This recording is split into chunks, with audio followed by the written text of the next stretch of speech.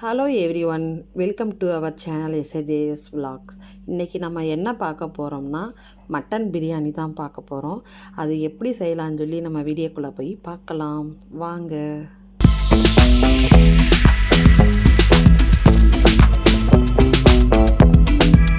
இப்போ அதுக்கு தேவையான பொருள் என்னென்னா, நம்ம வெங்காயம் ஒரு 5 வெங்காயத்தை வெட்டி நல்லா மெல்லிஸாக வெட்டி எடுக்கணும். நீட்ட வாக்கில் தான் வெட்டி எடுக்கணும். தக்காளி ஒரு 4 தக்காளி, பச்சை மிளகா ஒரு 8 பச்சை மிளகா, கொத்தமல்லி 1 கப்பு, புதினா 1 கப்பு. இப்போ அதுக்கப்புறம் தாளிக்கிறதுக்கு பட்டை ஒரு 6 பட்டை, கிராம்பு 5, ஏலக்காய் ஒரு 8, கல்பாசி ஒரு 3 பீஸு, பிரியாணி இலை ஒரு 2. இப்போ நம்ம அடுப்பில் சட்டியை வச்சு தேவையான அளவு ஒரு 200 ml நான் கோல்டு வின்னர் எண்ணெய் ஊற்றிருக்கேன். இப்போ நம்ம தாளிக்கிறதுக்கு அந்த பட்டை, கிராம்பு, ஏலக்காய் எல்லாத்தையும் போட்டு நல்லா பொரியட்டும். பொரிஞ்ச பிறகு நம்ம வெங்காயத்தை போட்டுருவோம்.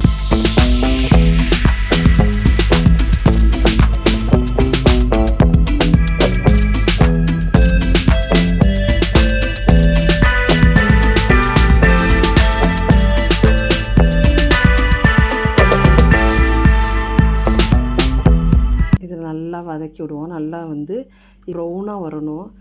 நல்லா வதக்கி விடணும். எவ்வளோக்கு எவ்வளோ வெங்காயம் வதங்குதோ அப்போ தான் அந்த பிரியாணியோட டேஸ்ட்டே கிடைக்கும்.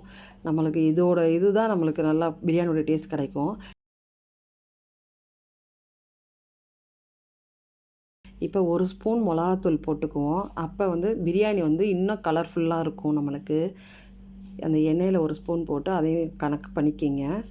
இப்போ ஒரு பிடி புதினாவை போட்டிருக்கேன். அதையும் போட்டு நல்லா எண்ணெயில் நல்லா வதக்குவோம். இப்போ இஞ்சி பூண்டு பேஸ்ட்டு நான் என்னென்னா ஸ்பூனில் போட்டால் 5 ஸ்பூன் போடுங்க. நான் டீஸ்பூனில் போட்டிருக்கேன். கொஞ்சம் கொஞ்சமாக போடுறதுனால உங்களுக்கு நிறையா போடுற மாதிரி தெரியும். நான் டீஸ்பூனில் போட்டிருக்கேன். நீங்கள் ஸ்பூனில் போட்டிங்கன்னா 5 ஸ்பூன் இஞ்சி பூண்டு பேஸ்ட்டு போட்டால் போதும். அதையும் நல்லா நம்ம வதக்கிக்குவோம். அந்த எண்ணெய் பிரிஞ்சு வரணும், பச்சை வடை போய் இந்த மாதிரி நம்மளுக்கு எண்ணெய் பிரிஞ்சு வரணும். இப்போ ஒரு பிடி கொத்தமல்லி தழை போட்டிருக்கேன். இப்போ நம்ம ஒரு கப்பு எடுத்து வச்சோம்னா அதுலேருந்து நான் ஒரு பிடி தான் போட்டிருக்கேன். தக்காளி, பச்சை மிளகாயும் போட்டு நல்லா வதக்குவோம். இந்த தக்காளி நல்லா மசியணும். நம்மளுக்கு இந்த வதக்கிறதுல தான் நம்மளுடைய பிரியாணி டேஸ்ட்டே இருக்குது. அதனால் இதுக்கு ரொம்ப பொறுமை வேணும். கொஞ்சம் நல்லா பொறுமையாக நல்லா வதக்கினா பிரியாணி டேஸ்ட்டாக சாப்பிட்லாம். இப்போ நம்ம கறியை வேக வச்சு எடுத்துக்கணும். நான் 1 kg கறி எடுத்திருக்கேன். இதில் இஞ்சி பூண்டு கொஞ்சோண்டு, மஞ்சத்தூள் கொஞ்சோண்டு, கரம் மசாலா, வெங்காயம், தக்காளி சும்மா லைட்டாக கொஞ்சம் கொஞ்சம் எடுத்து போட்டு லைட்டாக உப்பு போட்டு வேக வச்சு நான் விசில் எடுத்து வச்சுருக்கேன். இதில் உள்ள தண்ணியையும் நம்ம ஊத்தையில் கனெக்ட் பண்ணிக்கணும். இப்போ வெங்காயம், தக்காளி எல்லாம் பாருங்கள் நல்லா வதங்கிச்சு. இந்த தக்காளி ஒன்றுமே தெரியக்கூடாது, நல்லா வதங்கணும். நம்மளுக்கு இந்த வதக்கிற இதில் தான் இருக்கும். இந்த எண்ணெய்னா பிரிஞ்சு பாருங்கள் நம்மளுக்கு வந்துருச்சு. இப்போ நம்ம இதுக்கு வேண்டிய மசாலா போட்டுக்குவோம். மிளகாத்தூள் 1 ஸ்பூன், ஏற்கனவே 1 போட்டிருக்கேன். இப்போ கரம் மசாலா தூள் ஒரு 1.5 ஸ்பூன் போட்டிருக்கேன். கொத்தமல்லி 3 ஸ்பூன் போட்டிருக்கேன். நல்லா போட்டு நல்லா வதக்கிக்குவோம். இப்போ தயிர் நான் ஒரு 3 ஸ்பூன் போட்டிருக்கேன் தயிர்.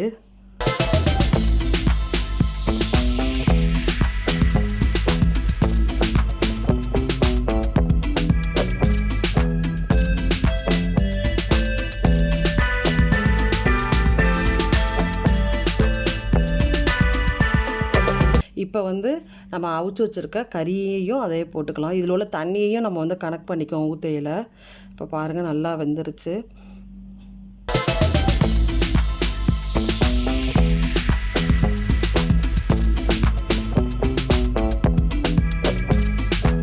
இதில் தான் நான் 6 டம்ளர் அரிசி எடுத்திருக்கேன். 9 டம்ளர் தண்ணி ஊற்றிங்கன்னா சரியாக இருக்கும். குலையாது, விதையாகவும் இருக்காது, கரெக்டாக நல்லாயிருக்கும். அரிசி உடையாமல் இருக்கும். நான் 1க்கு 1.5 தான் ஊற்றுவேன். நீங்கள் பார்த்துக்குங்க உங்களுக்கு எப்படி அரிசி எப்படி இதாக இருக்குன்னு. இப்போ தேவையான அளவு உப்பு போட்டுக்குவோம். நான் உப்பே இப்போ தான் போடுறேன். ஏற்கனவே வெங்காயம் தக்காளியில் கொஞ்சம் வதங்குறதுக்கு போட்டிருப்பேன். அதுக்கப்புறம் இப்போ உப்பு பார்த்துக்குங்க போட்டு இப்போ நல்லா கொதிக்கட்டும். இப்போ பாருங்கள் நல்லா கொதிச்சிருச்சு.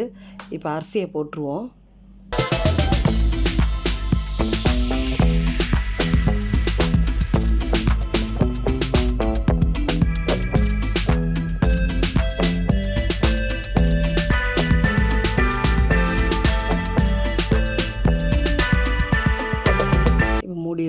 பார்த்துக்குங்க.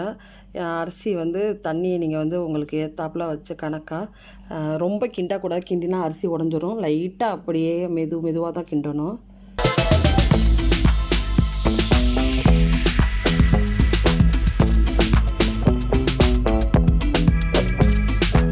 நிறைய பேர் பார்க்குறீங்க, ஆனால் லைக் பண்ண மாட்டேறீங்க, சப்ஸ்கிரைப் பண்ண மாட்டேறீங்க. உங்கள் ஆதரவை கண்டிப்பாக எங்கள் சேனலுக்கு கொடுங்க. இப்போ பாருங்கள், இப்போ ஒரு பிடிச்ச வந்து மீதி உள்ளதை நம்ம வந்து புதினா, கொத்தமல்லி, இப்போ நெய்யெலாம் போட்டு தம் போட போகிறோம். இப்போ நான் நெய் வந்து ஒரு 5 ஸ்பூன் நெய் ஊற்றிருக்கேன். நான் வந்து ஸ்பூனில் ஊற்றலை, டீஸ்பூனில் ஊற்றுறேன். அதனால் உங்களுக்கு நிறையா ஊற்றுற மாதிரி தெரியும். இப்போ ஸ்பூனில் ஊற்றிங்கன்னா ஒரு 5 ஸ்பூன் நெய் விடுங்க. எண்ணெயோ நெய்யோ ரொம்ப இல்லாமல் வரன்னு இருந்தாலும் பிரியாணி நல்லாவே இருக்காது. ஓரளவுக்கு இருந்தால் தான் கொஞ்சம் நல்லா சாஃப்டாக சாப்பாடு இருக்கும். இப்போ லைட்டாக மேலே இது போட்டு இந்த கலர் வந்து உங்களுக்கு ஆப்ஷன் தான். நீங்கள் வேணும்னா ஊற்றுங்க, இல்லைனா ஸ்கிப் பண்ணிடுங்க. இது ஊற்றினா இன்னும் கொஞ்சம் நல்லாயிருக்கும். இந்த சோறு பிரியாணி ஒரு கலரும் இது ஒரு கலராக இருக்கும். கல்யாண வீட்டில் போய் பார்த்தீங்கன்னா அந்த பிரியாணி அப்படி இருக்கும். ரொம்ப அருமையாக இருக்கும். நீங்கள் செஞ்சு பாருங்கள். வேணான்னா ஸ்கிப் பண்ணிடுங்க. இப்போ சோறு தம் போட்டுருவோம் நம்ம.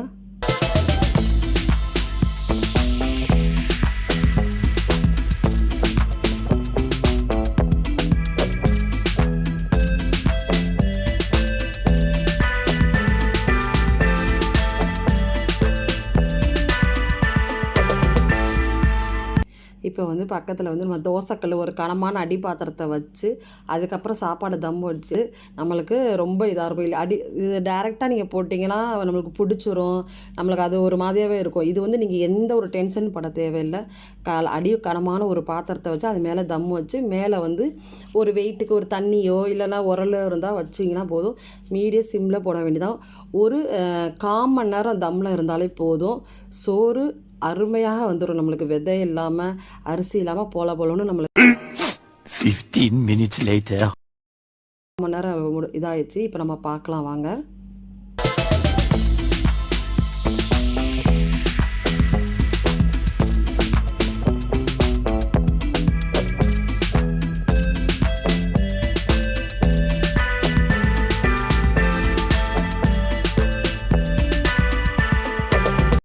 இப்போ பாருங்கள், சாப்பாடு பாருங்கள், நம்மளுக்கே தெரியும். அது அப்படியே நிற்கும் அந்த சாப்பாடெல்லாம். அப்போனா கரெக்டாக நமக்கு தம் ஆயிடுச்சு. இது அவ்வளோதான், அடுப்பை ஆஃப் பண்ணிட வேண்டியது தான். பாருங்கள், இப்போ நம்மளுக்கு அது விட்டோம்னா நம்மளுக்கு சாப்பாடு வந்து அதில் தண்ணி மாதிரி இருக்கும். இப்போ தண்ணி மாதிரி ஒட்டவே இல்லை, நம்மளுக்கு அந்த ஆயில் தான் ஒட்டியிருக்கு.